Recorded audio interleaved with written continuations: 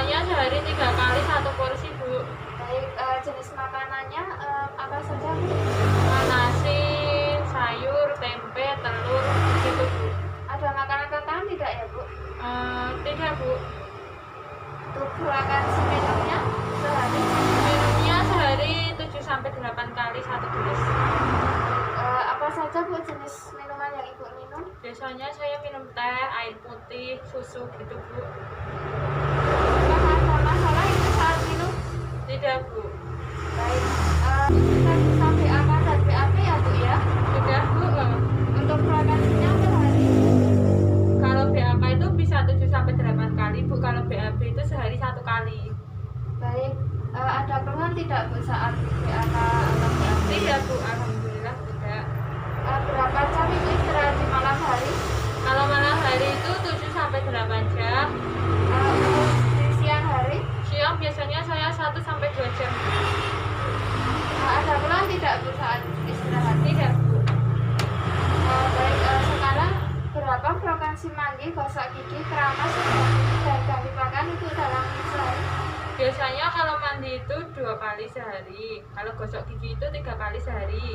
Kalau keramas itu biasanya 1 minggu 3 kali.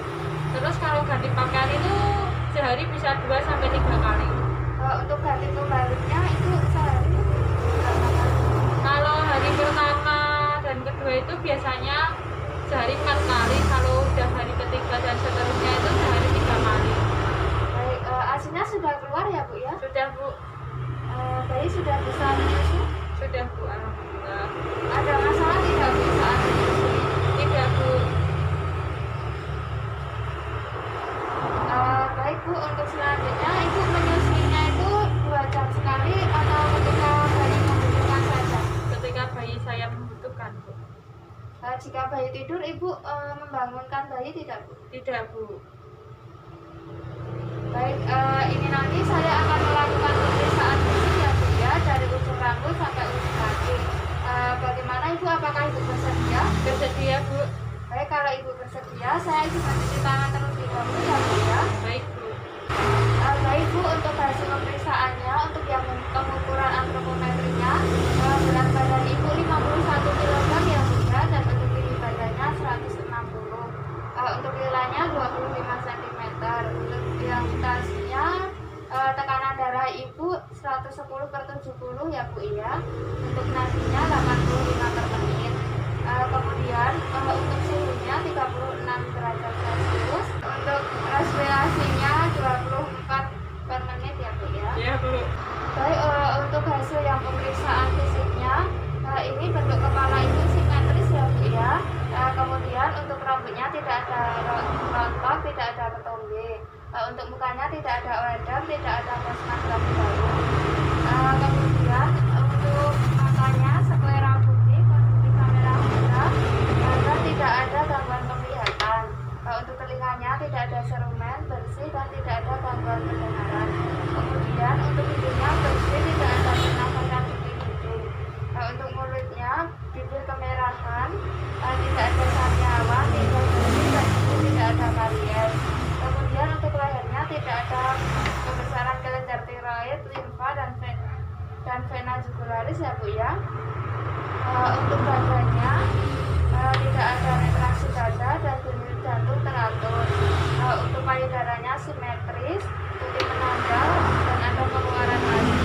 Kemudian untuk abdomennya tidak ada beberapa operasi dan tidak ada linea negra. Itu ya, Bu ya. Alhamdulillah ini Ibu sehat dan normal ya, Bu ya. Selanjutnya saya akan memberikan KIE pada Ibu, tapi sebelumnya saya izin mencuci tangan terlebih dahulu ya, Bu ya. Baik, Bu. Baik, jadi ini tadi keadaan Ibu normal ya, Bu ya.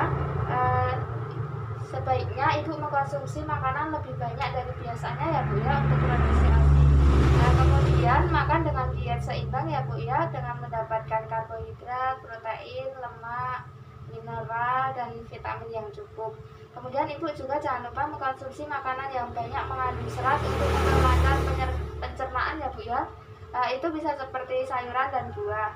Kemudian untuk minumnya paling sedikit 2 liter ya, Bu ya, dalam sehari. Kemudian untuk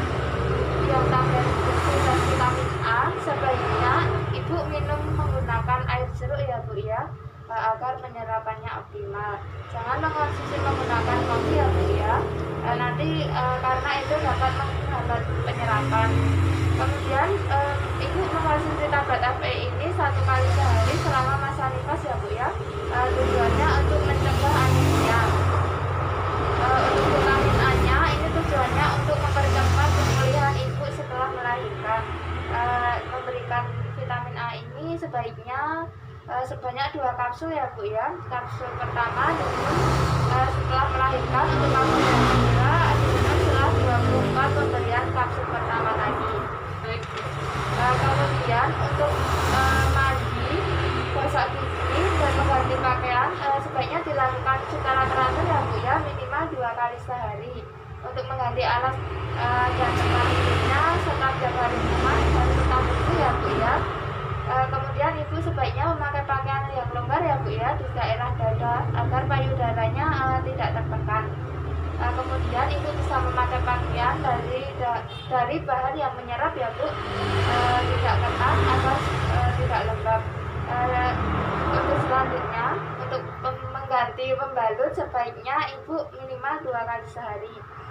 Untuk membersihkan daerah genitalia dari depan ke belakang ya Bu. Kemudian untuk BAK dan BAB-nya, kalau cebok jangan menggunakan sabun kewanitaan. Mencuci tangan dengan sabun dan air sebelum dan sesudah membersihkan daerah genitalia ya Bu ya. Kemudian tadi ibu mengeluh luka perineum ya Bu ya, itu sebaiknya tidak boleh sering menyentuh daerah luka jahitan ya Bu ya untuk mencegah resiko iritasi. Kemudian kompres luka jahitan menggunakan kasa, bisa juga dengan betadine. Kemudian ibu bisa juga dengan menjaga daerah genitalia dan luka jahitan tetap kering dan tidak lembab. Segera mengganti pembalut jika darah terasa penuh dan minimal 2 kali sehari. Membersihkan daerah genitalia setiap setelah BAK dan BAB. Kemudian untuk BAK sebaiknya dilakukan secepatnya ya Bu ya, jangan menahan. BAK-nya normal setiap 3-4 jam sekali. Kemudian ibu diharapkan dapat BAB sekitar 3-4 kali ya Bu ya setelah melahirkan. Untuk melakukan diet teratur cukup cairan dan mengkonsumsi makanan berserat ya Bu ya, itu bisa seperti sayur dan buah. Untuk perawatan bayinya, ibu sudah bisa memandikan bayi Bu? Sudah Bu. Baik. Untuk cara merawat tali pusat bayinya itu bisa dengan cara dibiarkan terbuka ya Bu ya, atau bisa dibungkus dengan kasa steril tanpa dibubuhi apapun. Menjaga tali pusat tetap kering ya Bu ya. Kemudian mengganti popok bayi setiap kali basah dengan popok yang bersih dan kering. Ibu menjaga kehangatan bayi agar tidak terjadi hipotermia ya Bu ya. Kemudian untuk pemberian ASI selama 6 bulan tanpa makanan tambahan dengan frekuensi pemberian sesering mungkin. Untuk KIE imunisasi bayi tujuannya adalah untuk meningkatkan sistem imunitas ya Bu ya, atau kekebalan tubuh bayi. Saat ini bayi sudah diberikan imunisasi HB0 ya Bu.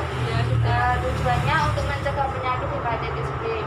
Bayinya sebaiknya bisa dibawa ke sini lagi pada jadwal imunisasi berikutnya ya Bu, yaitu imunisasi BCG sebelum berumur 2 bulan. Ibu melakukan senam nifas ya Bu ya di rumah, tujuannya untuk mempercepat pengembalian otot-otot perut dan panggul kembali normal. Begitu ya Bu ya. Apakah ada yang mau ditanyakan lagi Bu? Tidak Bu, sudah cukup. Baik, jika tidak ada, saya rasa sudah cukup ya Bu ya. Terima kasih atas kunjungannya. Baik Bu, kalau begitu saya pamit dulu ya Bu ya. Assalamualaikum.